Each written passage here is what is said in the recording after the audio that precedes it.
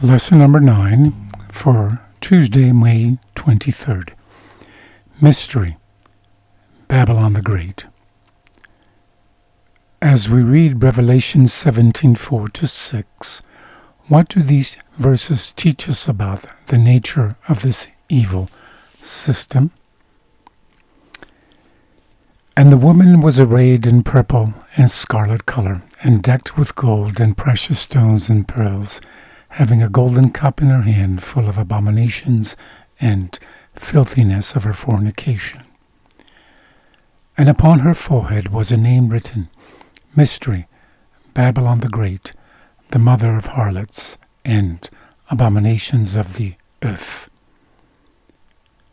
And I saw the woman drunken with the blood of the saints, and with the blood of the martyrs of Jesus. And when I saw her, I wondered with great admiration.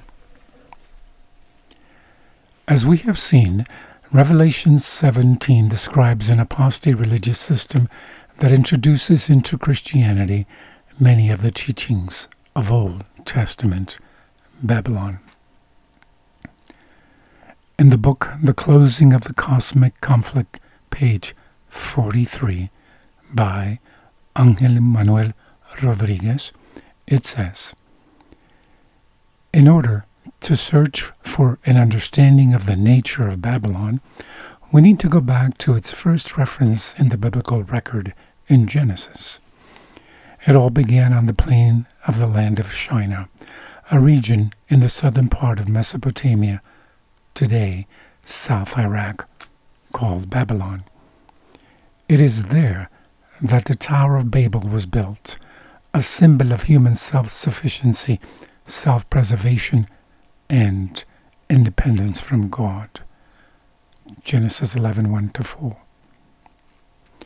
The Tower of Babel, the site of ancient Babylon, was built in direct defiance to the Word of God. The Babel builders built this monument for their own glory, and God confused their languages. The Genesis account puts it this way: therefore, its name is called Babylon, because there the Lord confused the language of all the earth. Genesis 11:9. So evil is this system that it is depicted as having been drunk with the blood of the saints and with the blood of the martyrs of Jesus. Revelation 17:6. Horrific images of just how corrupt Babylon is. See also Isaiah 49:26. In essence, spiritual Babylon represents a religion based on human teachings, established on human ideas, and supported by human traditions. It is a form of human-made religion built by perhaps brilliant human religious leaders, but it stands in opposition to the power of the gospel and the church that Jesus built, a church built on love, not violence. The book of Revelation describes these two systems of religion. The first reveals total trust in Jesus and dependence on His Word. The second reveals trust in human authority and dependence on human religious teachers. One is a Christ-centered faith with total dependence on Christ's grace, sacrifice, and atonement for salvation. The other is a humanistic approach to faith that replaces the total dependence on Christ for salvation with a dependence on the traditions of the church. How can we protect ourselves from the subtle influences of Babylon, such as the tendency, easy as it is, to depend upon ourselves and not wholly upon God? From the SDA Bible Commentary, Volume 1, pages 1091 and 1092, it says, no sooner was the earth manipulated, then men resumed their hostility to God and heaven. They transmitted their enmity to their posterity as though the art and device of misleading men and causing them to continue the unnatural warfare was a sacred legacy. This confederacy was born of rebellion against God. The dwellers on the plain of Shinar established their kingdom for self-exaltation, not for the glory of God. Had they succeeded, a mighty power would have borne sway, banishing righteousness and inaugurating a new religion. The world would have been demoralized. The mixture of religious ideas with erroneous theories would have resulted in closing the door to peace, happiness, and security.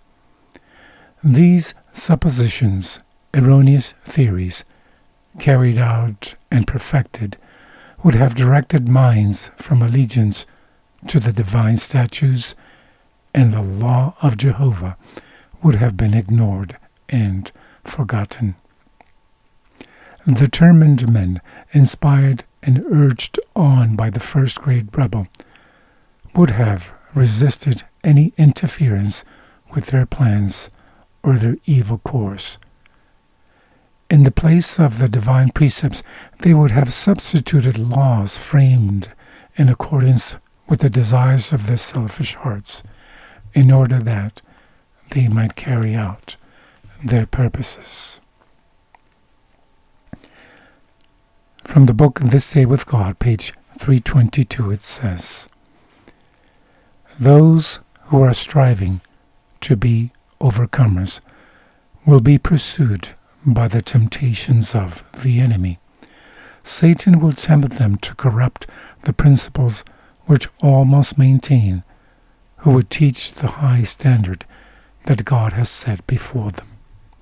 Satan rejoices when he can lead souls to follow mistaken ideas until their names are blotted out of the book of life and recorded among the names of the unjust. We can overcome only in the way that Christ overcame, by wholehearted obedience to every commandment of God. True religion is obedience to all the commandments of God." And my friends, that is the main reason for the plan of redemption,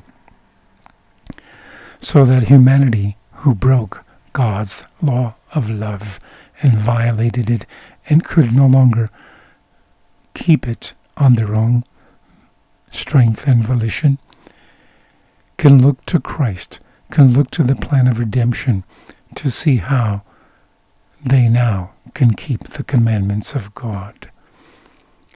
So Christ left the example. We follow the example. And with divine grace and human cooperation, will, and action, we could live again the commandments of God.